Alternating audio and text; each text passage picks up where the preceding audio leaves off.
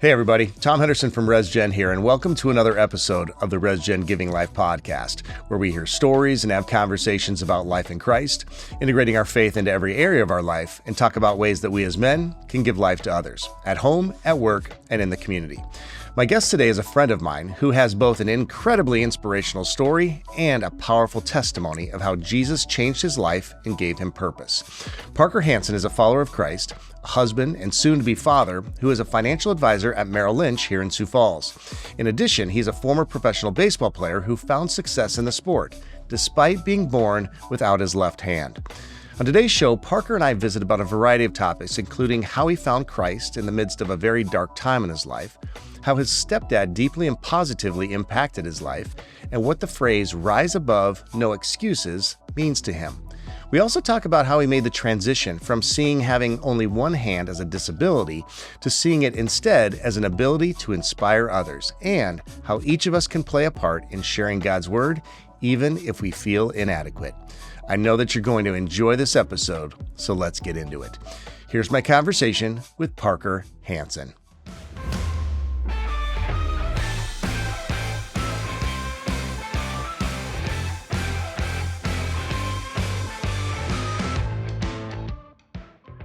Parker, dude, welcome to the podcast, brother. Happy to be here. Thanks for the invitation. Yeah, man, it's so good. I loved when you and I, well, first of all, we met a couple of years ago. Yep. Initially, I think at Bagel Boy, where a lot of great things happen in my world, as I love Bagel Boy. But then the last time you and I connected, we went to what I think is now the best breakfast sandwich in Sioux Falls, and that's at Hanson Brewery downtown, where we were able to connect again and talk a little bit more about bringing you on today. So really appreciate you taking out some time in the afternoon to do it. Yeah, my pleasure. Happy to be here, and grateful for everything you do for the Sioux Falls community, but also all the men you reach across the entire country. So, you're honored to be a part of it. Well, and today's our 15th anniversary. I saw that. So we can celebrate together right here at the table. But before we get into the meat of our conversation, this is going to be an introduction to you to a lot of maybe the RESGEN audience. Yep.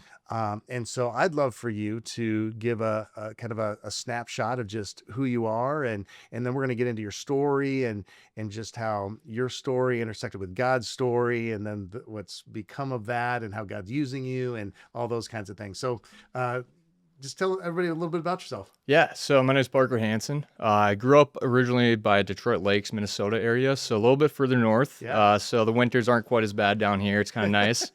My mom always calls me every day, and she goes, "What's the temperature?" I'm like, it's 10 degrees warmer than you are probably, and it's about right most of the time. She calls you every day. I call her most of the time every day, yeah. Driving home from work, yeah. What a good son. Yeah. You just made me feel guilty. We're super close, yeah. As we jump into my life story, we'll get into those details a little bit more too. Yeah. But yeah, thankful for the relationship I have with her, and the people I still have back home too. But so a little bit about me. I was born without my left hand, so that was kind of a curveball right away to start life. A lot of people like to make that joke with my baseball background, but so basically it was just figuring that out, from an early age. But I also was very active in sports, and that kind of was my identity for many years. Was sports. Baseball, football, basketball, soccer. If there's a ball involved, I was probably playing it. Okay. So only thing I didn't get into is running. I still hate running. Don't do it. Because there's not a ball involved. No, but my wife is a former track athlete and likes to run. So trying to find a meet in the middle place there. So you, how long have you been married? I've been married for a year and a half now. A year and a half. We have our first child on the way. Due in about a month now. So yeah, May 15th is the due date. Yeah, that's why we had to get this podcast in real quick, because you might be on paternity leave. Yeah, I'm gonna be out of commission for a while. Yeah, she's gonna keep me home, and I was always telling her and everyone else too, I'm terrified to change a diaper. Yeah. Like with one hand, I don't know how to do it. I'm scared. I don't do well with that to start, but then you throw that on. To be clear, I wasn't good at it with two hands, Parker. So and I couldn't play baseball with two hands, and you're like a pro, with one. So I have a feeling that you're going to be able to change a diaper just fine. Although you might be able to get away with that excuse. I remember many times where I'm like, "Honey, you got to come in here. I need reinforcements." And she'd be like, "I do this by myself all the time. Why do you need two?" I'm like, I don't know. I just do. Okay. Yeah, that's kind of my hope, is I'm able to use it. Like as we'll get into, I don't like excuses, but that might be a place where I make an exception. So, but yeah, so that's a little bit more about me as well. And then currently now I'm a financial advisor at Merrill Lynch. After my baseball career ended at Augustana, then with the Canaries for a little bit. Yeah. Got into that, got an offer to join up there, and love what I do and love the people I work with, and being able to grow my faith and my just life in this town that I've come to call home. I really enjoy Sioux Falls, and honestly, I don't know where I'd be in life if I hadn't found Sioux Falls. Yeah. So it's a special place for me. Yeah, it really is a special place. And, Laura and I talk about it all the time, especially so we moved away to Portland for 6 years from 99 to 05. And when we left, Parker, we said, man, that was a great place to be from, and we don't need to ever go back. Mm-hmm. But then when the Lord brought us back in 05, we now like to say, man, I don't know that we would, I know we would not choose to live anywhere else. Yes, we can endure the long winters, the fake springs that we continually have, like we're having here today. Because just the people are so great and the city's so great, and the opportunities that I think exist in our community. This isn't a commercial for Sioux Falls. Sometimes I feel like it is when I start talking about my city, and Laura's always like, don't tell everybody about the best kept secret. We want to keep this place the way it is, but it really is such a great place. And and having dudes like you that are a part of this community is what makes it so great. So, so you mentioned that how sports for you was really, you said it was your identity. And so when you were little, you had siblings that, you grew up playing sports with siblings. And so there was probably never a time in your life where you don't remember where sports wasn't a part of it. No, literally, like when we go back through my photo album that my mom created, she was really good about taking pictures. And I have literally scrapbooks from when I was a baby all the way up until I graduated college, basically.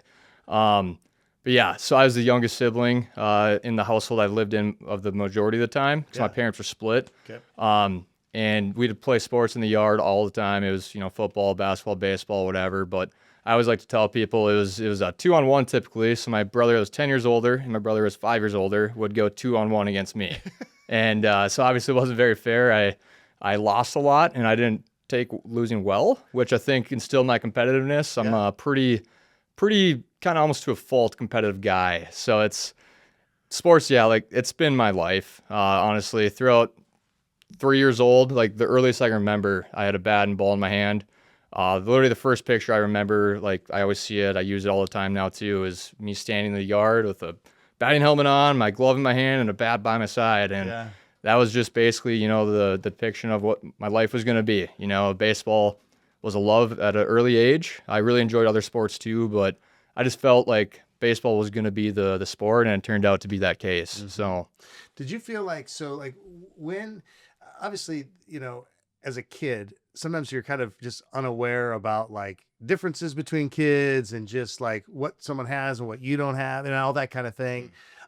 So do you remember a time where it was hey, I'm lacking something that other kids have, and it became something that you were more aware of and maybe more self-conscious about, that kind of thing? Yeah, it started in third grade, actually. Okay. So third grade was kind of that's where kids kind of can get me in a little bit. But it started with, true. Yeah. I'll find that out soon with my daughter, I'm sure. Well, but you've got a long... we have some years. So we actually had a school speaker come to Holly that was paralyzed from the waist down. I believe it was from a bike accident, and was sharing him his story and kind of how he persevered and overcame it. And basically, that was the first time I heard the term handicapped with limbs. And so I went home that day and I went to my mom and I'm like, Mom, did you know I was handicapped? And obviously she's sitting there like, well, yeah, but she didn't skip a beat. She looked at me in the eyes and she said, Parker, there's people in this world that have every finger, toe, bone, and hair. They're more handicapped than you because they don't try. And those words, they stuck with me my whole life. When there's those hard moments, especially in sports, there's plenty of times where I wanted to quit or give up or thought I, shouldn't do it anymore type of thing. But those words just kept hitting me, kind of like a bat over the head and just saying, nope, you're going to try. You're going to work hard at it and you're going to prove people wrong type of thing. And so that's kind of when it started. But I'd say the fuel really got thrown onto the fire with it around the 5th grade time. So baseball is my passion, my love. But I was actually left off of a travel baseball team basically because I had one hand. So that was a really hard pill to swallow. I spent a lot of time crying as a fifth grader because, fifth grade, you want to go play with your friends. You want to go learn how to play the sport and get better and develop. And I didn't get that opportunity in the same manner as some of my friends did. I'm also not a guy to hold grudges, though. And some of those guys that were on that team are my best friends still to this day. So it took some years to get over it, but we had some special moments too that kind of helped mend those relationships too. Like a really good example is my junior year of high school. We knew one of my teammates was moving out of town, and it was actually him and his dad were the ones kind of putting the team together in fifth grade. And after we advanced to the state tournament, his dad came up to me bawling, just crying tears, and just said, he goes, "I'm so sorry. Like, I apologize. I'm so glad that it's worked out for you." Yeah. And I still get a little, choked up thinking about that because, and their family's great. They're devout Christians. My buddy's brother is a youth leader at his church he's at. Started up a big men's Bible study there too. So it's a really good group of guys, good family that I've grown really close to. And so it's kind of funny that, those moments that could be hard can actually end up becoming, close relationships. Right. Well, and in the time, of course, you can't see to the future. Yeah. So you're just in that, in those moments. And did you know at that time, Parker, that it was more because it was more the parents that were saying, "Hey, we don't think Parker should be on this team," correct? It wasn't like the classmates. It wasn't. There was a little bit involved with classmates. So the way it kind of all turned out was, the parents, obviously, our grade was very talented athletically. Like, everyone knew it from literally when we were in kindergarten, like doing pee-wee sports type stuff, that we were just a little bit different. Like, from a small town, Hawley, Minnesota, 2,000 people total. Our class had 77 kids in it, and we had 11 kids get a scholarship when we graduated high school, and there was probably another 10 that could have went and played college sports if they wanted to. Wow. They just didn't want to. Okay. So, like, very, very athletically inclined class. So the parents noticed that, and they're like, we want to get them every opportunities to get there. And so there was some doubts that I would play high school sports at all. And so they're like, well, if he's not going to be playing high school sports because of his hand, let's not worry about bringing him onto the team, essentially. As a fifth grader. Yeah. I mean, it actually happened in third grade with basketball too. So there's two different instances. I mean, you're 8. I mean, if that doesn't show the promise that we place on youth sports, at ages 8 and 10, to say, hey, we're gonna not give this kid that opportunity because it may not turn into something down the road. Right. Wow. But so like I said, it was kind of a parents starting it, but then the kids kind of got a vote on who the last couple people on the team were going to be. Yeah. And so then I obviously did not get voted on. There's no tryouts or anything. And that was kind of the biggest bummer, because I felt like if there was tryouts, I would have been able to prove, be like, hey, I'm decent at this, just my competitive nature alone is gonna get me, somewhere with it. But like I said, can't dwell on the past. Everything happens for a reason, and I'm the man I am today because of it. Yeah. So in that moment, I mean, as you said, you spent a lot of time in tears and whatever. What would you say got you through the sadness of that moment and gave you the resilience to kind of see, like, okay, you know what, there are brighter days ahead, and I can get beyond this? I would say the support system I had. My family was very just supportive. And then my mom and my stepdad took every initiative that they could we started our own basketball team. We weren't good. We weren't winning games. The top 12 guys in my grade were playing on different teams. So, the talent wasn't quite there, but they gave me the opportunities to continue to play and realize my talent and the opportunities I could have in front of me. And so I just say, my mom, my stepdad, my dad, just encouraging me, not letting me get down. Like I said at the start, there's moments where I wanted to quit, where I wanted to stop. But they just kept me going, and they believed in me, which then allowed me to believe in myself. And those words my mom said in third grade of like, hey, there's more people in this world that have everything, but they don't try. Yeah. And that is what's holding them back. And so just those thoughts and the support that I got from it was what kept me going. And then also, I knew who God was at that time, but I also was still young too, and didn't really grasp everything. Yeah. but I had that too, and my parents, relied on that too, and my father or my stepdad was very active in our local church too. So I was there every week and in Sunday school and confirmation, and so I was hearing about the good news. Whether or not I was fully grasping it is another thing, and I still think that was part of it too, because I built up friends in a community within my Sunday school and my confirmation groups that, although it wasn't the same friends that I was hoping to play sports with, it was a group of people that gave me, fellowship. So. Yeah. So when you were, when you're elementary school age, going into middle school, I would imagine that, we ask the question why to God sometimes, right? Not just as kids, but as adults. Okay. Like I know I've asked the Lord, why this, Lord, or whatever, even in my adult years and after following him for a long time. Right. So was that a question that you found yourself asking as a child? All the time. Yeah. Like literally, I don't even know how young, probably about the third grade age too, when I first realized, I was different and started getting, kind of picked on a little bit. Just asking, like, why me? Like, of all the people here, why me? And I still, like, to your point, like, to this day, there's still moments where I question God and I ask why. My thought on the question, like the way I'm pitching the question has changed now. It's, okay, what do you have for me now? Versus why am I going through this type of deal? That's good. But that was the growth that it took too, is understanding the difference between those two questions. And like I said, it took many years to get over it. I got picked on a lot, but I also had friends that came to my defense. Like prime example, same year, third grade was a big year for me. But I still couldn't tie my shoes with one hand. And I was getting made fun of for wearing the Velcro shoes, which I think are super cool. Like, let's bring them back. Let's get them going. Having the gym shoes nowadays, you don't have to tie. You just slip them on. They're already kind of like that natural tight. I don't know if it's because I'm 49 and I'm like, these slip-on shoes are kind of the jam. Like, I'm kind of into the slip-ons lately. I'm all for it. But yeah, so I still couldn't tie my shoes, but all my friends obviously could. And so I was getting made fun of for wearing my Velcro shoes, and still to this day, my best friend, Ben Ellison, he came up to me and, was consoling me or whatever. And that night he went home, taught himself how to tie his shoes with one hand, came back to school the next day and taught me. Wow. And actually this past weekend, we just celebrated his bachelor party. And that's awesome. Still literally to this day, like one of my best friends. But what I always tell people too about Ben, and I do some motivational speaking outside of my advising.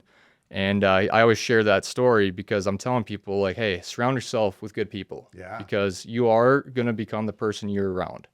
And obviously we see that in our, Christian faith, like it's a super important factor in it.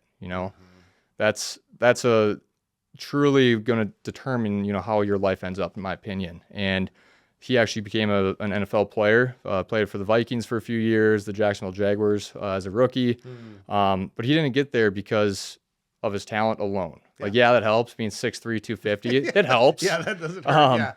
But he got there because he was a good person. And he knew in a small town in Hawley, Minnesota, that for him to get to, where he wanted to go, he had to make everyone else around him better too. So that kept challenging him.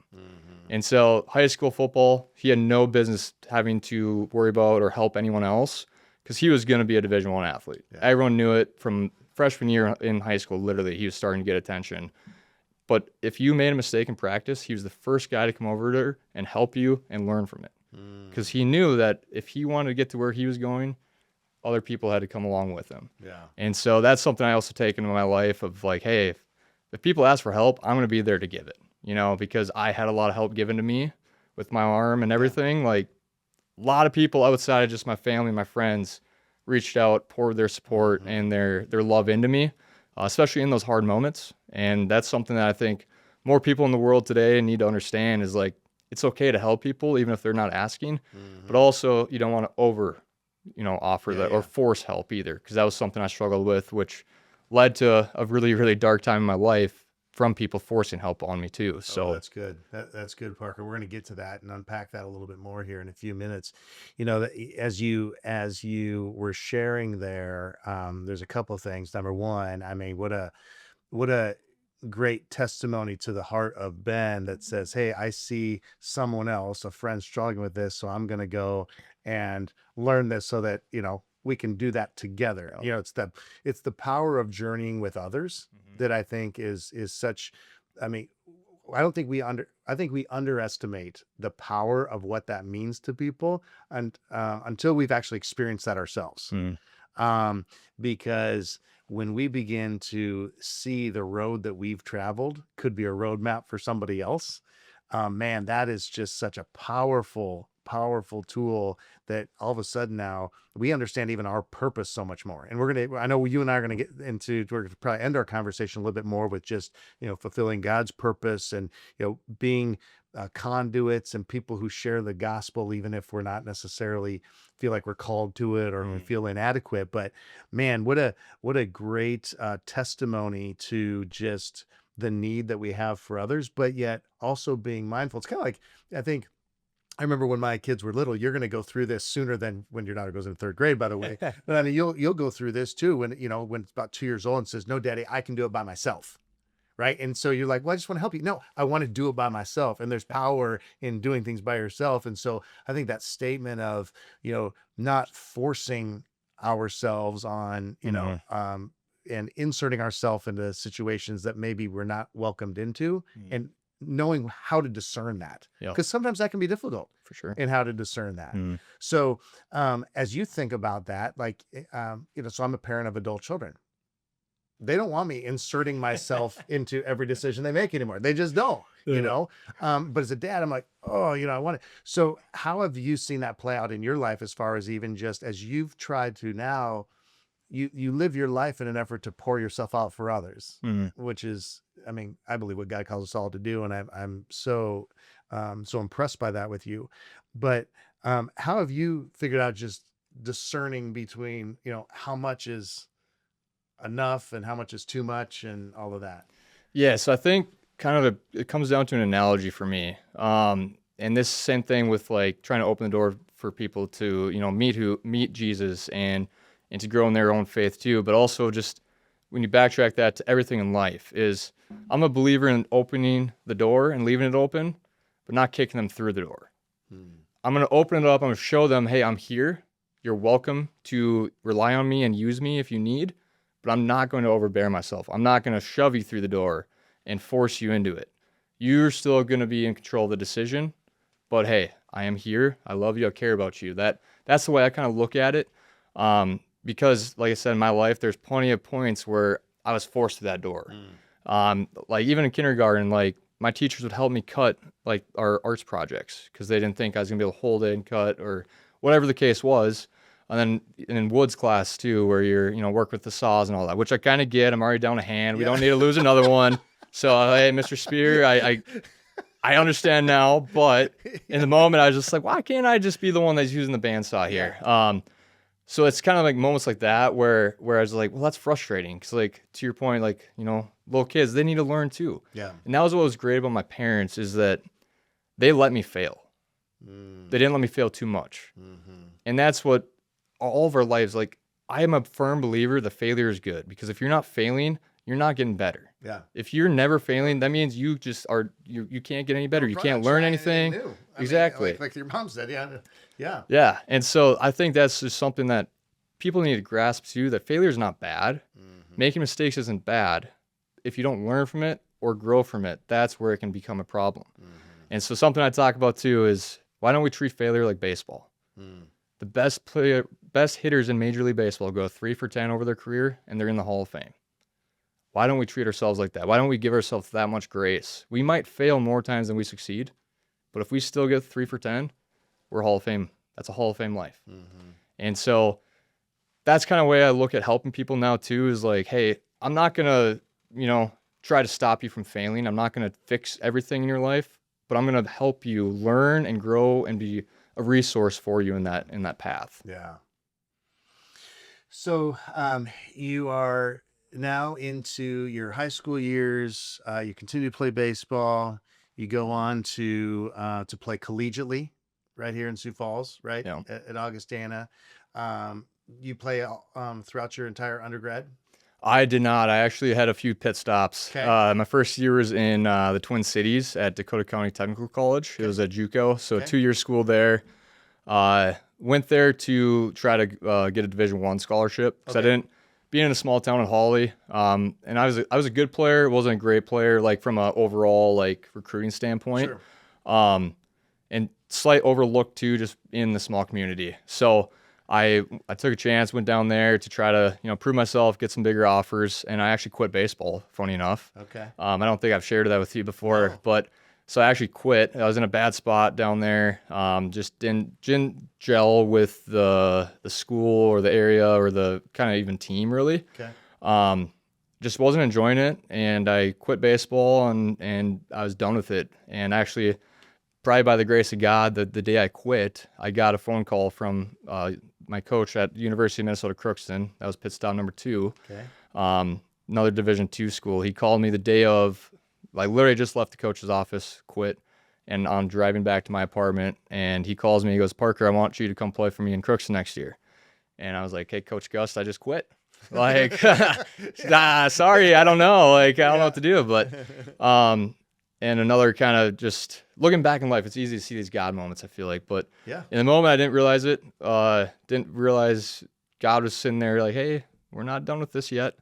But then I actually was still passing it off. I was going to be done. I enrolled in class at North Dakota State University. I got an apartment just to go there for school and just live my life and hang it up. And then my one of my other best friends got an offer from Crookston, and he was like, "I'm only going there if you go there," because I don't know if you know Crookston, Minnesota, but there's not much to see there. It's kind of not a place you envision going to college at type of thing. Like the college is basically almost as big as the town, and the town is like 6,000 people total. So not a lot to do there. Middle of nowhere. You got to drive 40 minutes to basically go and be anywhere. Yeah. So, but he said, he goes, "I'm only going if you go." And I'm like, you know what? Because I wanted to see him play. Yeah. I wanted, like, dude, like, you got to experience it at least. You got to try it. But he said that. I'm like, all right, let's do this. Let's rock and roll. Okay. And so went to Crookston for 3 years, and then had a surgery on my elbow, Tommy John surgery. And then that's what led me to Augustana, because I didn't have any master's programs up there. And so Coach Huber gave me a call and said, "We'd love to have you come down and play for us." And again, one of the best decisions of my life. Not financially, though. Financially, not a great decision, but from a life decision, it was life changing. Financial planner now. Yeah, I think help other people make better decisions than you did. Yeah, exactly. But yeah, it was the best investment in myself of all time, for sure. Yeah. And then from there, you go on to be able to play for the Canaries and to be one of only 2 professional baseball players to ever play the game and achieve success with down a hand. Yeah. No, it was a big honor, and like my whole life, I chased that dream, and I actually shared. My first ever, so I did a lot of interviews growing up with like my hand and baseball and football and all that stuff.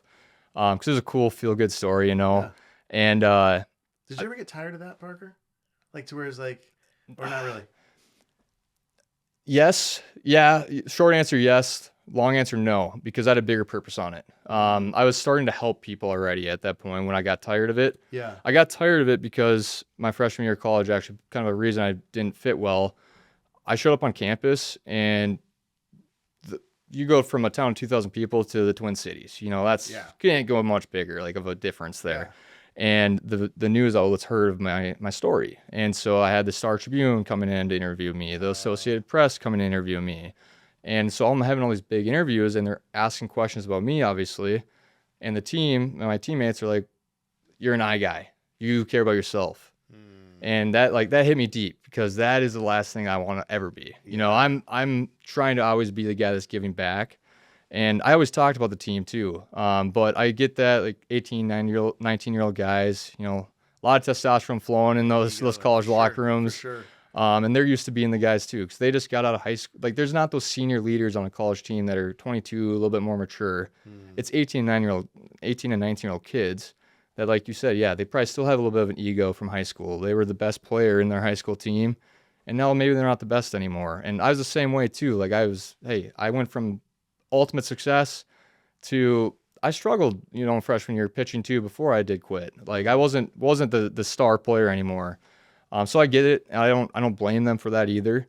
But it just, it kind of hit me, and that's where I shied away from it for a while. But then I went to Crookston, and they were the most accepting guys of all time. Like they were great guys. They were just happy to have me on the team. Yeah. Another big thing too is they didn't look at me different.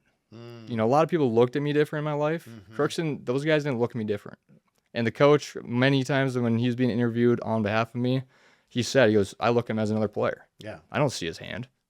Well, I guess no one sees the hand, but I don't see a difference. Yeah. But so yeah, it was just a good place, and so it got old, yes, but like I said, I had a bigger purpose for it. And that's what led to my motivational speaking, was all the interviews I did and noticing the difference. Like we went on a spring break trip for our baseball, like down to Florida for like our spring training type thing, and a family must have heard of my story somewhere, and they brought their son, or it was actually their nephew. They got him out of school, brought him down to watch our game because they had saw or heard about a kid with one hand playing baseball. And so this kid, and you can see too, this is another thing that I'm very passionate about, is people with disabilities can be ashamed or like hide them or like be, because they don't want to get picked on. Yeah. I was the same way as a kid. I used to hide it. Like if you knew me as a kid, it would be in my pocket 24/7. And I could tell that this kid didn't have confidence. And just seeing, after like I talked to him, I met him and shook his hand and like threw a ball with him a little bit, just the confidence immediately grew in him. And I'm like, wow, this is my purpose. This is why I'm still playing baseball. Yeah. It's not because I want to be a professional baseball player, because I did. But there's a bigger purpose on it. And so back to the original question there with when I was 12 years old, it was the first ever one I did. And on that interview, I said I was going to be a professional baseball player. In Fargo, North Dakota, on, I forget the exact news station, but it aired on prime time, and I'm at a Twins baseball camp, and here's this 12-year-old with one hand saying, I'm going to be a professional baseball player. And I guarantee you not one person that heard the interview believed it, not even my mom. If she was sitting here, she would say she did, but I know for a fact she did not. But now I can look back and be like, hey, that 12-year-old kid, he dreamed big, he worked hard, he believed in it, and he made it happen. Yeah. And so, it's a very cool thing to be able to say that, especially, overcoming, my hand. Yeah. Not many people, first of all, get to play at that level. And it's not like I made the major leagues. Like I'm well aware of the level. It wasn't there. Like that was my dream, but I also knew what my capabilities were. And like I said, I knew my purpose was bigger than the moment, if that makes sense. Like it was a surreal feeling. I still remember walking down the tunnel at the bird cage, and I'm not kidding you, it's a very long tunnel. So it's the locker room's all the way in right field, like basically by the foul pole. And you walk all the way down this concrete tunnel underneath all the grandstands to get to the home dugout there. And I'm not kidding you, from when I first started the walk to when I got to the dugout, it was just memories flashing from that first picture I shared standing by that tree to t-ball to softball to my first home run to all, like it was surreal. Like I can't even explain. Like it probably sounds fake talking about it, but it was just like memories in my face. I'm like, this is awesome. This is the coolest moment ever. But so yeah, I'm very, very honored to have been able to achieve that. And I don't take it lightly. But like I said, there was a bigger purpose behind it. Yeah, and so I want to get to that, and I want to get into just even then your testimony about how God met you in a specific way that you needed to be met in a difficult period or season of your life. But so the statement that you have is that you began to not see your having only one hand as a disability, but that's actually an ability to inspire others. So you said that from an early age, you began to see that there was a greater purpose behind this. But was there a time, or when did you realize that, no, this really isn't a disability, but I have a unique ability that not many have, where I can provide inspiration for others? I would say my sophomore year of high school. That's when my baseball career took off. So another thing that people don't really know too, I had a Michael Jordan moment. 8th and 9th grade year, I didn't play a single inning in baseball. I was honestly, at that point, I wasn't good enough. And that was because I went from swinging really light bats to swinging, it's called drop 3. So it's like a 32 inch bat and 29 ounces for weight. And so it's a huge jump from like where you go from maybe like a minus 11, so really light, like 21 ounce bat, all the way up to 28 ounce. And so I couldn't keep up to the ball. Yeah. And so I actually got my first baseball prosthetic that allowed me to, practice and almost swing with 2 hands. As to put it the most simple ways, like it gave me another hand in the plate. And so my parents actually got me a batting cage with a pitching machine. I spent many hours out there, just doing as many reps as possible. Before a game, I'd go there for 3 hours and then go and take more batting practice before the game. Like I cared about it. I loved it. And I wanted to prove people wrong because I had people telling me I couldn't do it. And so I'd say sophomore year, that's when my career took off. I became a really good pitcher. I think I hit like 420 or something like that for my batting average. So I went from a bench rider to, hey, I'm one of the leaders on this team here. And that's when the interviews really kind of took off. And I saw the impact it was making and all the people that reached out and said nice things. And like back then, the social media wasn't as crazy as it is now. Being able to be connected. And so we were having people writing me letters to my physical house address. Like they reached out to the news station, and the news station had asked us like, hey, are you guys okay with us sharing that address or whatever? And so, yeah, I still have those letters to this day too, because like I said, I like to recognize the people that poured into me, because I don't take it lightly. I'm not here without that support really. But that was when it kind of like, hey, it's not a disability, like it's that ability, like, and that's everyone's life. Like we all have different abilities. No one here is the same, and that's God's purpose for us. We're all different for a reason, because we all provide something different in this world. And so that's the way I look at my arm now is like, hey, I'm not ashamed of it. I'm proud of it. This is who I am. God made me this way. I'm no longer asking why God. I'm asking, okay, what's next? Like why do I have one hand? But like, what's my purpose with it? What do you want me to do with it? And that was the moment where I started to like be grateful for it. And also when I stopped getting made fun of, because when I embraced it and I accepted it for who I was, and I was proud of it, no one got satisfaction by making fun of me, because you couldn't hurt me anymore. And so that was the moment, I'd say. And then just from there, just building blocks more and more and more until I got to, playing professional baseball and going and doing my first motivational speech when I hated speaking in high school and college. So, like I said, there's more to life in those little moments, or the big moments. Like this is a pretty big thing.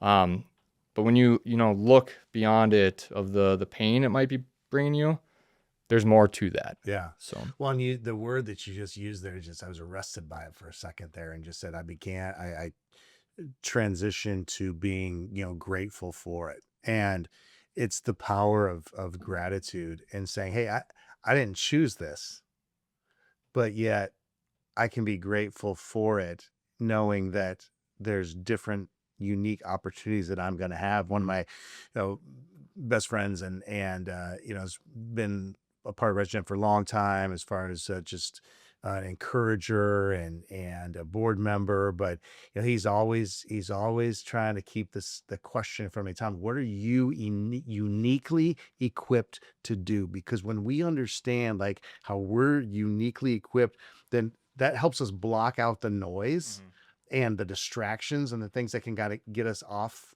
course a little bit. And not that they're bad things, because it could be very good things, but it's keeping us from doing the thing that God has uniquely equipped us to do, or put us in a position to do, or given us a platform to use, or whatever. And that's what that makes me think of for you is when, because we all have things in our life that we have to go through, that we experience, sicknesses. Not many people go through, having to, go through their entirety of their life without a hand, but we all have something. And when we can have a mind shift to say like, hey, I didn't choose this, and I may not even like it, but I'm gonna be grateful for it in some way, to say, okay, God, how do you want to use it? Yep. So you talked about the people that were encouragers, people that poured into you. I know that some in our conversations, you've talked about your stepdad and how important your stepdad, has been in your life. What made him such a kind of a key figure in your life? Yeah, so he came into the picture when I was 2 years old. So my mom and my dad split about just when I was 1.5 about. And so not too long after, I think the story goes, I'm not sure exactly. I might have to ask again, but we were walking in the grocery store, and he was a very outgoing and just contagious guy, and noticed that I only had one hand, I guess. And he like made a comment to my mom of like, oh, like he has one hand or whatever. I don't know the exact conversation, too young to remember that. But so yeah, they obviously, hit it off from there and ended up getting married. And he was in my life for about 13 years. And, he was instrumental in helping shape me as a person, as an athlete, and also as a Christian, to be honest. So he was very involved in everything I did. He was my coach for T-ball all the way up until 6th grade, I think, is when he stopped. But he also never favored me. Like he was hard on me too, which I always appreciate that too, because that's, something that is a touchy subject. Is okay, does the dad coach, does he not? Oh yeah. Because you don't want to have that favoritism or, blinded by the fact that, hey, maybe Johnny's not the best player, or maybe he shouldn't be playing shortstop. He kept it real. If I wasn't playing good, I was on the bench. If I was playing good, I was playing. And but he also challenged me and pushed me beyond the field too. And so he was, like I said, my faith mentor too. He was my Sunday school teacher all the way through. He was in our group for our confirmation. He was our leader for that. But then kind of a hard moment hit too, and he became an alcoholic. And so that's where my faith journey kind of faltered pretty heavily, because I saw how he was Sunday mornings and going up and reading scripture in front of the church, but then, at home behind closed doors, alcoholic, quick to anger, not living out, the Christian lifestyle you think. And so I associated his behaviors with Christianity. And that's still something that's super relevant today of a lot of people that they're not fully committed to their faith. And they like to show it on Sundays or, at Bible studies or stuff like that. But when it's just you and God, what are you doing? Do you have those moments and those times with God, or are you just, doing it for the show type of thing? And I'm not trying to bash on, people that are new to faith and trying to grow in their faith. And there's no perfect story for it, but that's how I viewed it, was like, hey, this is fake right now. And so I actually stepped away from my faith for a number of years, from basically 15 years old all the way until 22 years old. And it took many years of working through my anger towards my stepdad, because like I said, he was vital in my life. He taught me how to do everything. He always encouraged me. He helped me build a prosthetic attachment to a snowmobile. There was no attachment that was like capable for it. And I was a pretty aggressive snowmobiler, so I needed to have something on the wheel there. But eventually I was able to mend bridges with him, because like I said, I don't like to hold grudges. And thankfully I did, because he developed cancer and ended up passing away. But during that time, even when he was struggling, and this is the part that stays with me, like there's those bad moments that, like, if I always think about it, they're there. But what's on the top of my mind is, even when he was going through his battles with alcoholism, and he didn't want to be an alcoholic, like I know that, he was, he was just trapped by it. It had a gripe on him, and it just didn't let go. But even during that time after the divorce, he still kept asking me when I was in college, like, have you found a church yet? Have you found a church yet? Have you found a church yet? And, I wasn't ready to come to terms with, what had happened and where I was at. And so I just always blew it off. I'm like, no, not yet. Like, I'm so busy. I'm so busy. I kept saying that as my excuse. But then, he passed away, unfortunately. Well, kind of a blessing too, because he was in pain, and I know that he's getting to go up there with our Lord and Savior now, and his pain is taken away. But when I moved out of Sioux Falls here, and we'll get into the the full story of what I was going through. But when I finally found a church here in Sioux Falls at Embrace, I just remember leaving that day and just hearing in my head, like, you found a church. Yeah. You found a church. And You could so finally answer his question. yeah. And so And yeah. So in the time remaining that we have together, Parker, I want to get into just that really your testimony, your story about how, Jesus met you in a dark season, in a time where, you'd achieved what you wanted, right? Yeah, you said it wasn't MLB, but it's still professional baseball. It's still like, you were successful. Really.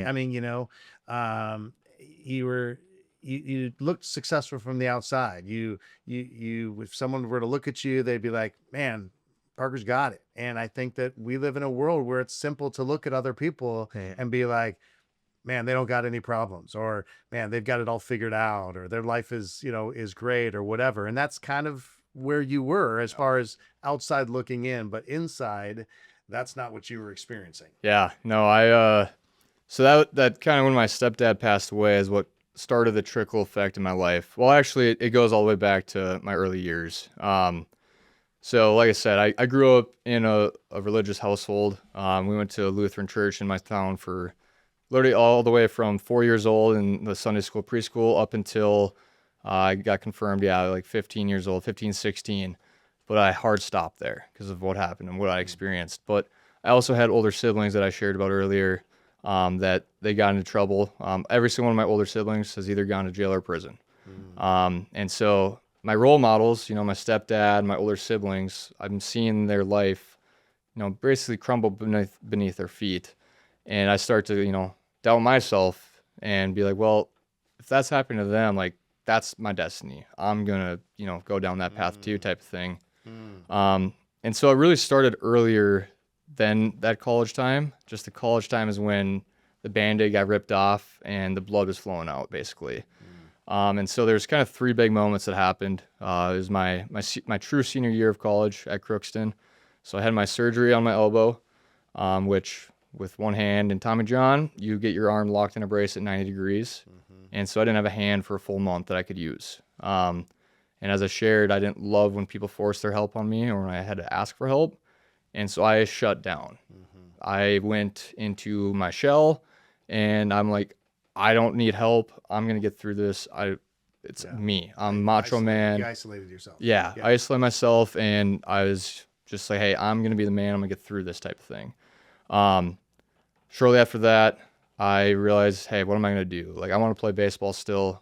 We don't have college baseball here, or we don't have a master's program here. So I'd have to just take classes, add a major, and not really something I'd be interested in. So I wanted to transfer. At the time, I was a senior captain. And so when I asked to transfer, my coach was hurt by it, because he'd become like a father figure to me too. Like, we were super close. And so he basically just said, hey, we're going to part ways. You're not with the team the rest of this year. You're not going to be at practices, games, whatever. And that hurt me, because like I said, those guys up there were some of my brothers, and they still are to this day. Yeah. Like, again, we've mended a bridge, we've gotten past stuff. My coach and I too, like, we're on good terms now. No hard feelings, but in the moment, it felt like I was losing everything. I had my surgery, lost my hand, lost my teammates, lost my friends. And then about a month later is when my stepdad passed away from his cancer. And that was just like the icing on the cake for me. And basically just, it was a downward spiral from there. But again, I refused to ask for help. I just wouldn't tell anyone about it, what I was going through, what I was feeling. And like, to your point, like, I should have been at the top of my emotions. Like, I should have been all this glory of like, hey, here's this guy that overcame a birth defect, playing at a high level of college baseball. And then another thing too, I put out video onto social media and it kind of went viral. And I ended up getting 70 offers from when I was leaving Crookston to go play, a handful of Division I offers too. And so, yeah, outside looking in, everyone's like, whoa, this guy's awesome. Like, he's got the life, like, he's a good student, got, talent athletically. He's got it all going. But yeah, inside it was just, it was a fire going on. And I ended up transferring down to Augustana, and as a fifth year senior, I'm one of the oldest guys on the team, if not the oldest, and they look at me to be a leader. But the truth is I couldn't even get myself a shower. Yeah. I'd go to practice, go to, the workout or whatever. I'd come home, just lay in bed. I lost 20 pounds in a matter of 3 months because I wasn't eating, wasn't showering. I was skipping class left and right. It was just a bad time. And I was calling them. This is where my mom and I got really, really close. She's the only one that truly knew what I was going through. So I was telling her, because she's been my confidant. Like, since the divorce with my stepdad, she went through a very bad spout of anxiety and depression. And so I had to be her rock for a couple of years there, and kind of grow up quickly. But then it, turned around, and during that time, she was my rock. And so, again, I was calling her every day, just saying, Mom, like, I'm miserable. Like, can I drop out, please? I want to come home. Like, I just need to be home. Like, I need to get away. And she didn't want me to do that because, one, she knew that I needed to be around people. And this is where it's kind of cool, too, with the whole RESGEN tying into my life, too, is not having my dad he believes in God. He's not a, I wouldn't say he's really into it. He's not, on a close walk yet. He's definitely gotten closer through different things in his life too. But in that moment, I didn't really have a guy to turn to for faith and asking questions. And my mom, she knew her capabilities. She knew that, like, hey, you've got to be with other men, Parker. You gotta have that camaraderie, that fellowship. And basically, like, again, I isolated myself. I refused to seek that out. And it led to a point where I called my mom and I said goodbye one night. I was planning to take my life. Didn't want to be here anymore. I just didn't see the light at the end of the tunnel. And in that moment, like I was impacted by that from other people in my life, and I knew the hurt that it caused, to the family, to the friends, to the community. But in that moment, you don't know that. Like, you can't even think about that. Right. Can't see beyond that. And so it was a scary moment. My mom stayed on the phone for 45 minutes without batting a tear, not panicking, nothing, which was long enough for my friends to walk in, find me, talk me down, and, allow me a second chance at life, And so, super grateful for that. But the most important and most pivotal thing that's ever happened in my life was my roommate, Ford Schroeder. At that point, he finally figured out what was going on. And he's like, hey, I'm going to church Sunday. I'd love to have you join me. And I just said to him, like, Ford, I have nowhere to turn to. Like, let's do it.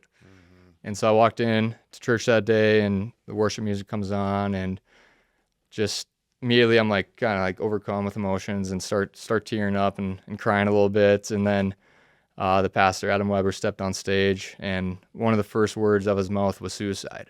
6 days after calling my mom and saying goodbye to her. And so just the power, and just in that moment, I've realized God has been with me the whole time. Yeah. And chasing after me. He left the 99 to chase the one. And I just was blind to it, and I was ignoring it. And so I'm a firm believer that, God puts you in, or allows situations to happen. Yeah, that's good. Because he wants the focus to go back to him. And, the message we heard at RESGEN this year about the pruning. Yeah. And that just resonated with me so hard. And, like, I had a nice long talk with my father-in-law afterwards about that, of, in life, like, that is, I was being pruned hard. Like, I was miserable. I was in that heat. I was in the baking sun and just getting cut because I wasn't looking. I didn't have my focus where it needed to be. I had other idols. I had baseball of, like, that's my identity. This is who I am as a person. I'm a baseball player. And so I'm a firm believer we go through trials, and there's a reason behind them. Like I said, like, everything that's happened in my life, there's purpose behind it. But in that moment, I didn't feel like I had purpose until that moment when God said, here's the purpose. Yeah. Here's why. Here's why everything's happened. This is the plan I have for you. And just from there, it just took off. I knew, I'm like, I got to go back. Yeah. Like, every Sunday I'm going back. Yeah. And I actually got rebaptized at Embrace there too, because I was baptized as a child. But I was recommitting my life, to Jesus and following him and wanting to grow closer with him. and for the first time, hungry for it. Yeah. That's a big difference, I think, too, in my life is there's one thing to, know who Jesus is, but when you're hungry for it and you need it, that's where it changed. And that's where it changed for me personally was that moment. And I just so grateful for my friend for, leaving that door open. And that is such a, and that is, the role that other people play. So, God is, I believe, he's constantly wooing us. He's constantly calling to us. And so often it's through other people that allow him to use them to bring a message, to bring a word, to bring the invitation that we need at that exact moment so that we can hear the exact word that we need to hear right at that moment, which, yes, is coming from a person on a stage at that in your situation being Adam, but it was as if the Lord is speaking directly to you. And we have those moments and those are those key moments where you could choose to say, okay, that was a good moment, but am I going to now allow that to lead to movement? Right. And you allowed that to move you towards closer to Christ at that moment, and you haven't stopped. And it's just been such an exciting thing to just, as we've been able to converse a few different times, to just your involvement in, pursuing Christ with your wife, as you prepare for parenthood, as you pursue that with your life group and in your friends, and just allowing Jesus to be the center and the foundation. And I know that even as you went into your relationship, with your now wife, that you want to make Christ the center and build upon that foundation. And so I'm so proud of you for that. And,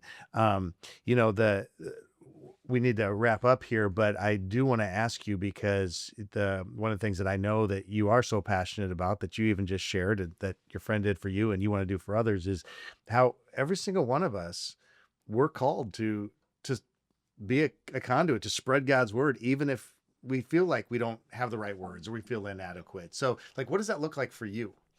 Yeah, I want to live a life where when someone meets me for the first time, they just say something's different, like something's going on in his life type of thing. And if I have the opportunity to, share about my faith and share about how God worked in me, then awesome. That's like I said, that's part of our calling. That's part of what we're doing, is to spread God's word.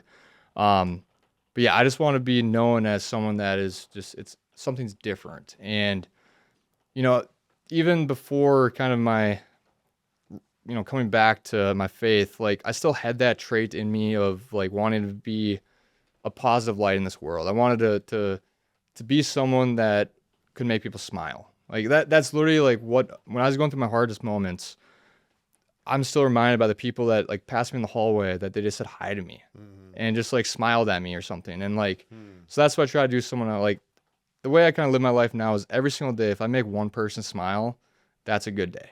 If I make one person's day slightly better, I achieved my goal for that day. I don't judge my successes in life anymore on numbers.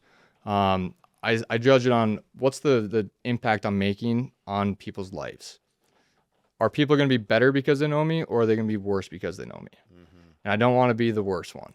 And so that's, I guess, kind of just the way, I look at it. And then, leaving that door open. And that's what I do all the time now. I have friends that are going through hard times and hard moments, and I don't just say, hey, you got to start reading your Bible. I give them resources. So I got a book that my Bible study went through.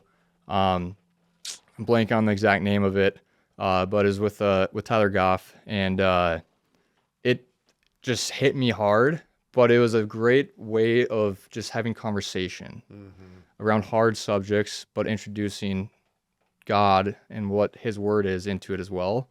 And I bought the books for a couple of my buddies, and I'm just hey, if you want to start reading it, or if you're curious about it, let me know, and I'll start it over with you. And just doing things like that, opening the door, like I said, not forcing them through it, not dragging them with me by any means, but hey, I'm here. This is what God did for me. He wants to do it with you. what you're talking about is, I mean, it's availability, right? I mean, it's availability, and regardless of our abilities, we all can choose whether or not we want to make ourselves available for other people, and that could be through a word, right? I mean, you just said like a word of hello can be. It was sunshine on a dark day in your life, and that can be what we can offer to other people. And you just never know like how badly somebody needs to see a smile, to shown that they are seen, that they matter. And it may seem like just really not like that big of a deal to you, but it can mean the world to them. And what a mind shift change. And I mean, God's been open the doors that I do a lot more corporate speaking now. And the whole idea of saying, we all define success differently, but the problem is it's always such a moving target, right? But I love what you said about how, like, if you can, at the end of the day, if you say, hey, I made one person smile, I made one person's day, that's a successful day. And that's exactly what I talk about. Is like, because there's reality of, if we've given life to people, this is the Giving Life podcast, but if we've given life to other people, regardless of what kind of funding we have in our bank accounts, what kind of car we rolled up in, what kind of house we live in, whatever. If we lay our head on the pillow at the end of the day and we gave life to other people, I think we can go to bed feeling like we're successful, because it's not about us. Yep. It's about pouring ourselves out for other people. So I love that perspective, and I love how, and through that we are sharing the gospel. Obviously, yes, Exactly. we need to share our story as opportunities arise. Scriptures that mean a lot to us have been transformative in our life, but sometimes it's through the simple offering of a glass of water, as the scripture says. If you gave a glass of water to those that needed it the most, man, you are doing exactly what you need to do that day. Yeah. So, well, brother, this has been so good, and I've got one more thing, and I'm going to give you the opportunity to give a final word. But I know that this phrase, and I probably didn't give you near enough time to unpack this. So I'm sorry about that. But just quickly, the statement of rise above, no excuses. I know that's an important statement to you. It's so important that you even got a tattoo of it. But tell me what that means and why you're so passionate about it. And then I want you to end our time with a final word. So rise above, no excuses. Yeah, so rise above, no excuses to me. It all stems from rise above adversity, because there's no excuses in life. I just don't believe that the world doesn't tell us who we are. God tells us who we are and the plan that he has for us. And so there's going to be those worldly trials, and that's where you need to rise above, because God doesn't give you something that you can't get past. You can't get over it. It's there for a reason. There's going to be good that comes from it. There might be pain in the short term, but eventually there's going to be that long-term glory. And so the power of that for me was in my hardest moments. I wasn't focused on the right thing. I was dwelling on what was happening and not looking for, what do I need to do to get past this? Yeah. What am I supposed to learn from this moment, basically? And so that's like the no excuses part is, hey, look for it. Like, you got to be working towards it and searching for it, because it's not going to just be handed to you either. And so that's, the message of it. That's what my speech title is. It's tattooed right on my arm there. It's rise above, up like this way, and then upside down. So shows no excuses. And so, that's what I tell people too, is when I'm, sharing with people and sharing what I'm saying, is like, hey, these aren't just words I'm saying just because, it makes you feel good type of thing. Like, this is what I live by. Like, every single day I wake up and I see that and I'm reminded by it. Like, there's going to be hard moments, probably in this day today even too. How am I going to get through it? What am I going to do to work past those moments? And so that's, the kind of my life motto now. It's been that way for many years now. So it's an important phrase to me that, if someone can see that phrase and take something from it, that's awesome. Yeah. Well, dude, this has been so good. I mean, I knew from our breakfast conversations and connections that we needed to spend some time together here at the table, so that number one, I could be encouraged by it. I mean, because just time with you always encourages me. But then I just knew that it was going to be a great encouragement to other people as well. So thank you for sharing this time and sharing your story.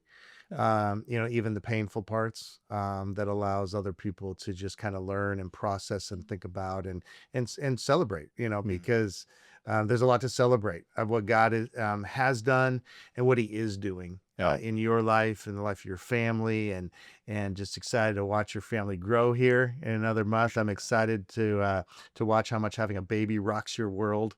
And someday you're going to tell me, Tom, I mastered changing a diaper with one hand in this many seconds.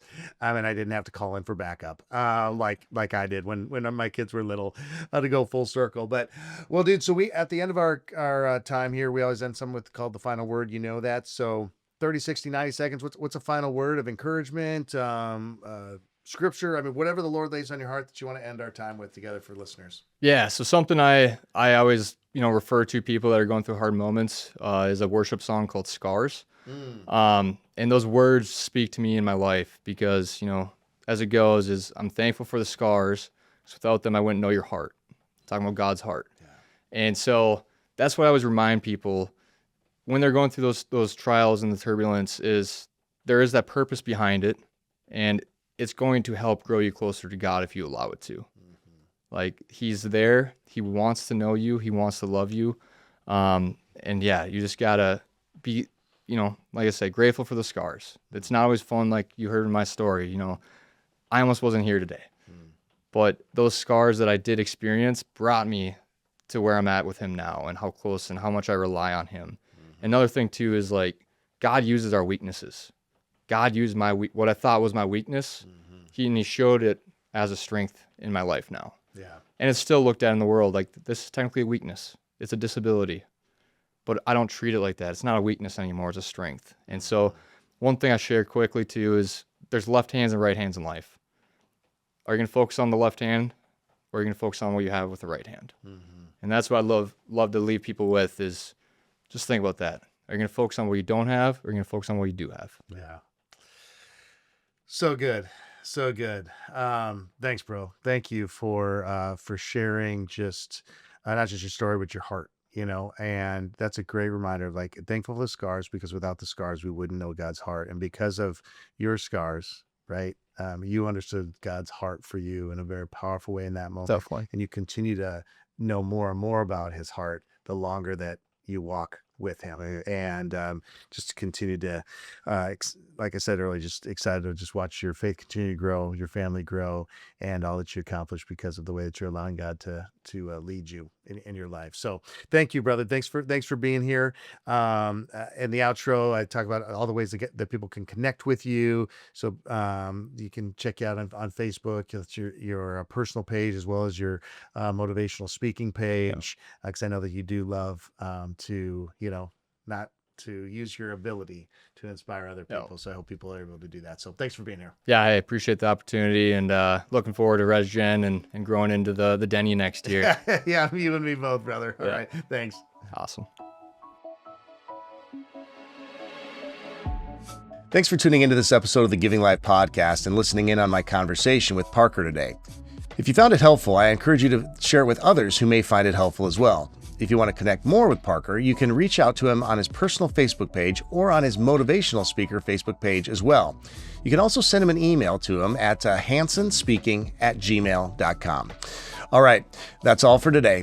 Thanks again for joining me, and we'll see you next time on the RESGEN Giving Life Podcast. Until then, continue being men whose life in Christ gives life to others. We'll see you soon.